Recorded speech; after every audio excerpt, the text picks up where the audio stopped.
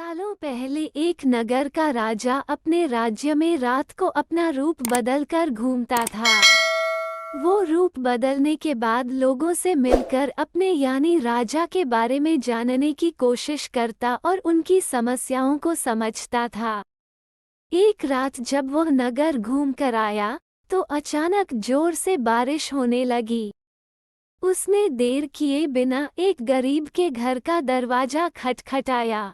राजा के दरवाजा खटखटाने के बाद घर से एक व्यक्ति निकला।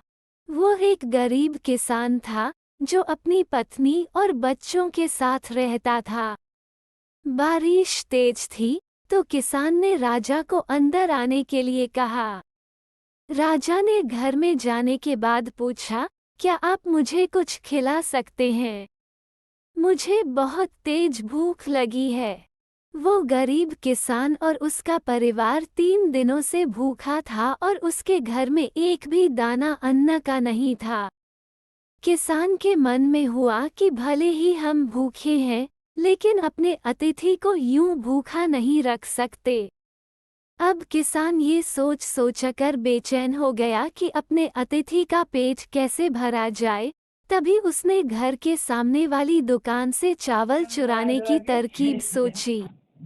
उसने सिर्फ अतिथि के लिए ही 2 मुट्ठी चावल लिया और उसे पकाकर राजा को खिला दिया। तब तक बारिश रुक गई थी और राजा अपने घर चला गया।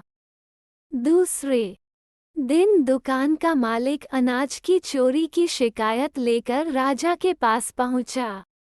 राजा ने दुकान के मालिक और उस गरीब किसान को अपनी सभा में प्रस्तुत होने का आदेश दिया। सबसे पहले सभा में पहुंचे किसान ने राजा के सामने जाकर अपनी चोरी का इल्जाम कबूल कर लिया और बीती हुई रात की पूरी बात राजा को बता दी। किसान राजा से कहता है कि मैंने चोरी की, लेकिन मेरे परिवार ने उस अनाज का एक निवाला भी नहीं खाया। गरीब किसान की बातें सुनकर राजा बहुत दुखी हुआ और उसने किसान को बताया कि अतिथि के रूप में मैं स्वयं तुम्हारे घर आया था। इसके बाद राजा ने सभा में पहुंचे दुकानदार से पूछा कि क्या आपने अपने पड़ोसी को चोरी करते हुए देखा था? दुकानदार ने जवाब दिया कि हाँ, मैंने इसे रात में चोरी करते हुए देखा था। दुकानदार की बात सुनने के बाद राजा कहता है कि इस चोरी के लिए मैं पहले जिम्मेदार हूँ और फिर दूसरा तुम हो, क्योंकि तुमने अपने पड़ोसी को अनाज की चोरी करते हुए देखा, मगर कभी उसके भूखे परिवार को नहीं देखा।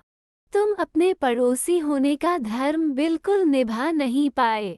इतना कहने के बाद राजा ने दुकानदार को सभा से जाने के लिए कह दिया और किसान की अतिथि निष्ठा भाव को देखकर उसे 1000 सोने के सिक्के इनाम के रूप में दे दिया।